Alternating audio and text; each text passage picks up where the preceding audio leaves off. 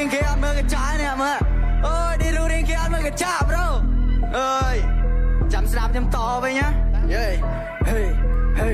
ឌីរូរៀងគេអត់មើលកញ្ចាក្បាលមិនសមនឹងសក់មកគ្រឿងអត់ស្អីគិងគួយអាចឈួតជឿជាក់ស្លាប់រ៉េមិនកាចង់ធ្វើ rapper even តាមទ្រើងទៅសក់ស្គីលង្កាអ្នក rap លង្កាបានហើយសម្រាប់តែចោលដឹងយកអីមកទីខ្ញុំមែន bro ថាខ្ញុំចោល copy flow ខ្ញុំលួចដែរលួចលីអូនញាត់កណ្ដាលមក Dango លួចឡើងជួននេះមិនហ៊ានបែកតែយើងភ័យរត់គេចិន100គីឡូមានសមត្ថភាពបានត្រឹមវា3បាច់ទេសម័យចង់ទៅវាបន្ត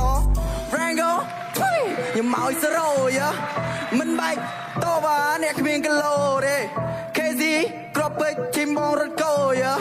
ជីដីទៅកប់សាសប Rango ជប់ពេលនេះ KZ ទៅផ្លូវឲ្យឃើញពលឺថ្ងៃអង្គមានធំចាំបន្លំធ្វើស៊ីប៉ាមីកាត់បាក់ចាំដៃទៅតែមានតែមកធ្វើគៀនសពកាយត្រាធៀបឡាយូអកបីបាច់ចឹងគីឡូឲ្យប្រម៉ូទទៅម្ដងពួកមានធំទៅចាប់ចេញទៅចៃ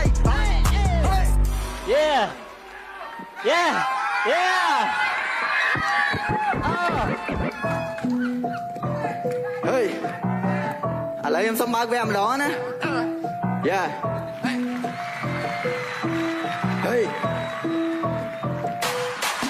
សូមជម្រាបសួរណែនាំខ្លួនបន្តិចជាការគួរលីខេស៊ីនេះជាសិស្សតាន់ហើយជាជើងខ្លាំងក្នុងក្រុមរត់គោវគ្គនេះគេត្រូវប្រយុទ្ធប៉ាជាមួយនឹង Rango គាត់ថាលេងគាត់ឲ្យបាត់មាត់ខ្ញុំចាប់គាត់មកទាត់ឡាយយក football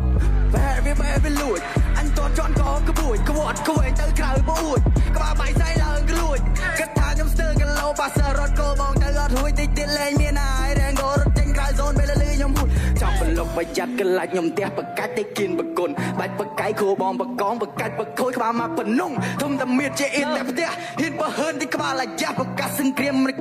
មិនខ្លាចគំរាមអត់ខ្លាចបកាមួយទៅបើចង់សពចង់បោះអូខេបើវិញមុខអត់លេងទេបើអត់ជុកខ្ញុំមកឈ្មោះនេះឯងសុយដោយផុកមួយទៅបើចង់សពចង់បោះអូខេបើវិញមុខអត់លេង